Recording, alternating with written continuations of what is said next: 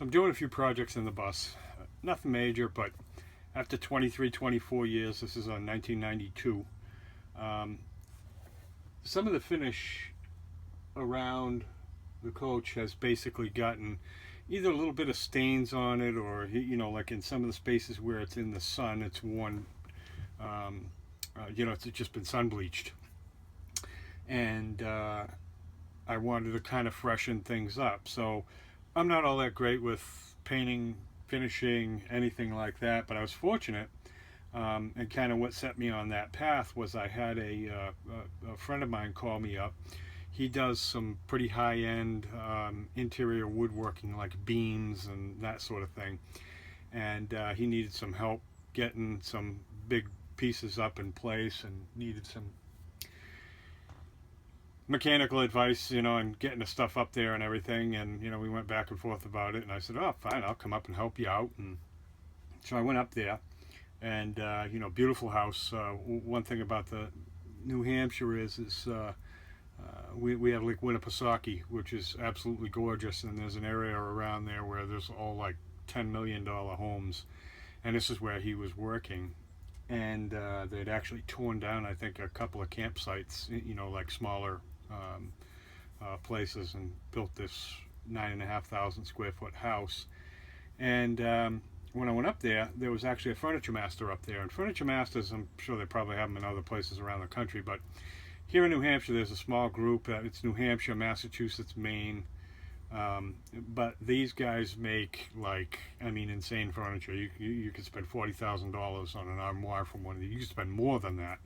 It might take them 8 months, that sort of thing. But it's not all that this one particular individual does, but he's a member of the Furniture Masters. I know who he is. I met him once or twice before.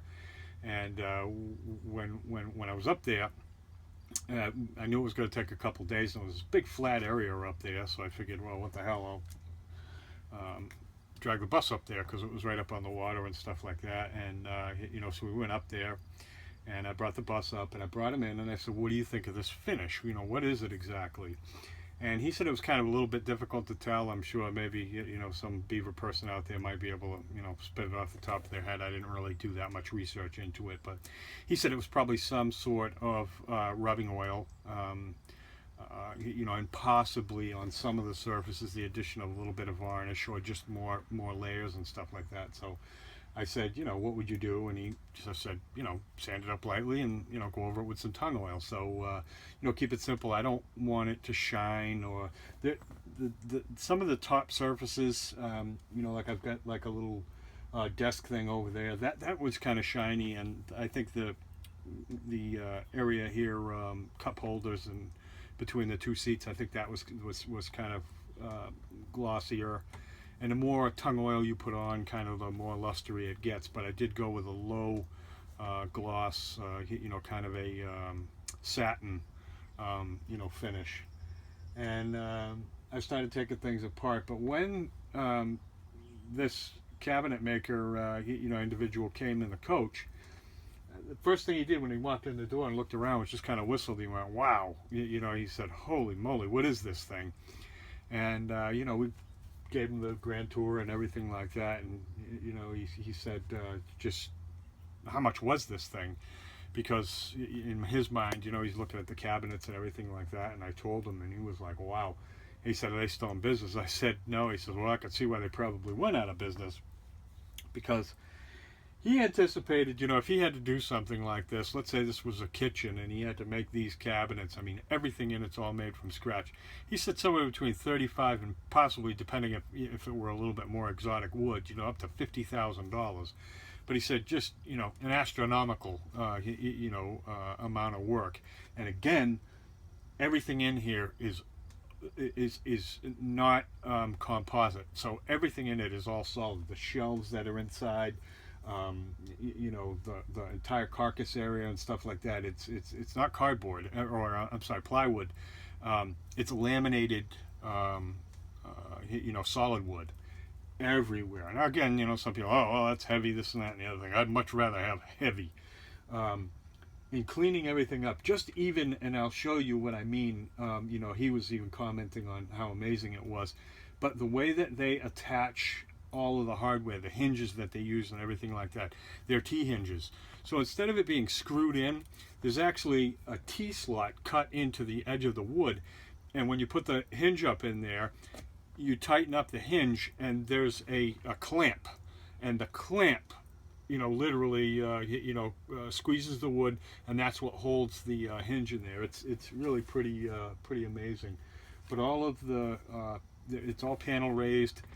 Again, some people I know out there, they, it's too much wood, and they paint over things, and I appreciate that. I that's people's taste.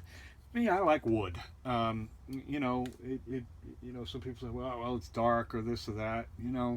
It's natural, and this isn't dark wood.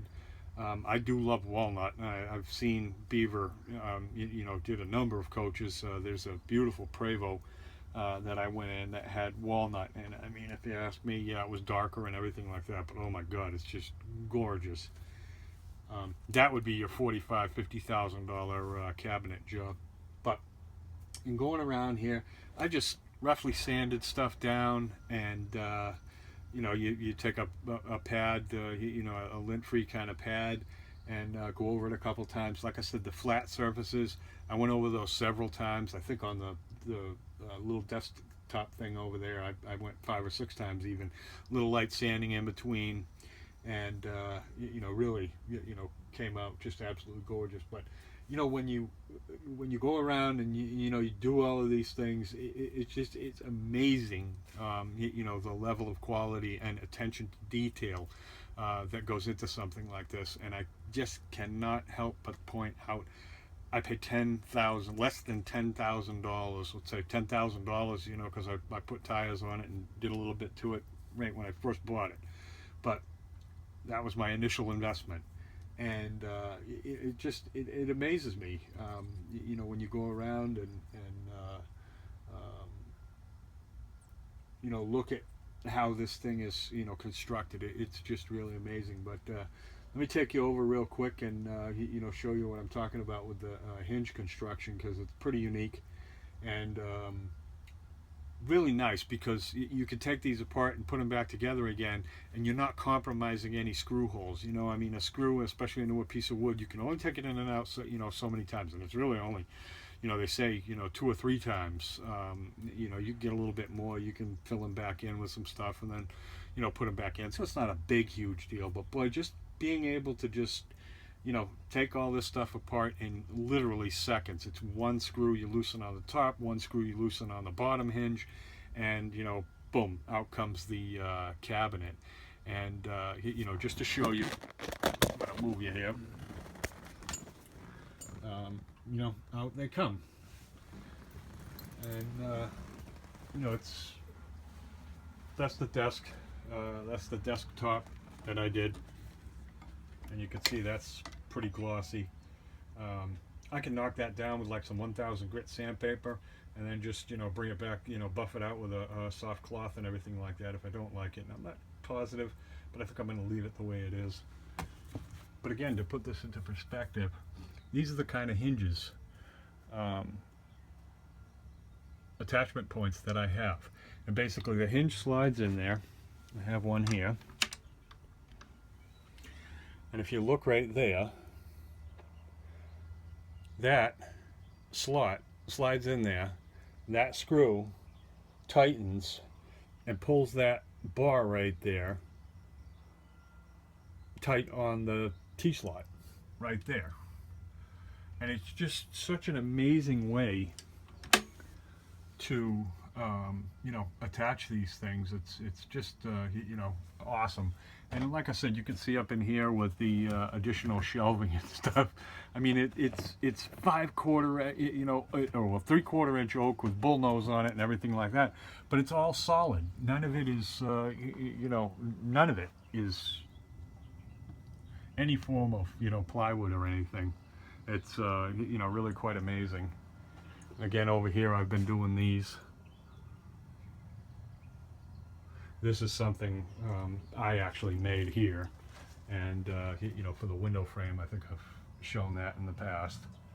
A little contrasty there, I apologize, but I add a little bit of coating to that. and again doing some of the doors, and I did down in there those panels as well.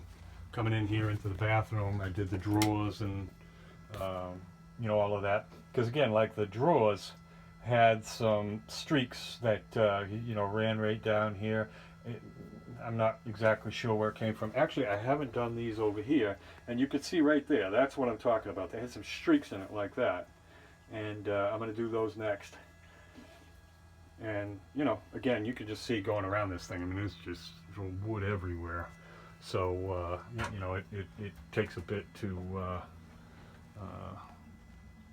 digest. Like I said, I'm not a big wood finishing person, so I'm taking my time doing a little bit here and doing a little bit there. But I rebuilt the screen door, some of the hardware on the screen doors as well.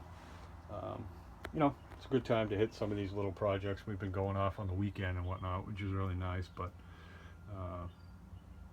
I have one of those. I'm not a big TV person, but I do really like pictures and that sort of thing. So I put up a one of those picture frames that we got. But this one's really cool because you can upload the photos right from your phone via Wi-Fi or your cellular connection up to the website, and then the picture frame is actually Wi-Fi, and the pictures download directly to it. One of our grandchildren there. But I'm going to slowly work my way around here, you know what I mean, and hit all of these cabinets. Some are certainly worse than others. Like I said, up there, that area right there was really bad. I mean, it was just basically gray, and I sanded that down a little bit more extensively because when the wood gets exposed like that, anything that spills on it soaks into the wood. So I couldn't even really get out everything that I wanted to get out, but that's pretty much as it stands. I did the doors and whatnot, but really easy. Again, like I said, that's one thing I like about tung oil and some of those kind of finishes. You just kind of rub it on and let it soak in, and and then afterwards just kind of give it a little bit of a rub, and you're good to go. So anyway, quick little project, quick little video I wanted to put together. Like I said, I was pretty pretty stoked about what the cabinet maker had said, and again, in taking it apart, looking at it, it kind of reminded me again, how amazing some of these older coaches can be, and why it's so worthwhile to put in a little bit of effort. I mean, again, I'm certainly not working really hard at this, and if this were particle board and all of that sort of stuff, it would be a big job, because chances are I pull screws out and this and that and the other thing, I'm gonna have trouble getting them back in again, and all of that. This is just such a pleasure to work on, and when you get done, it just looks so rich, so so high quality and well made that it's really makes you feel good about finishing a project like this. So anyway, keep those old coaches a rolling, and I will talk to you soon.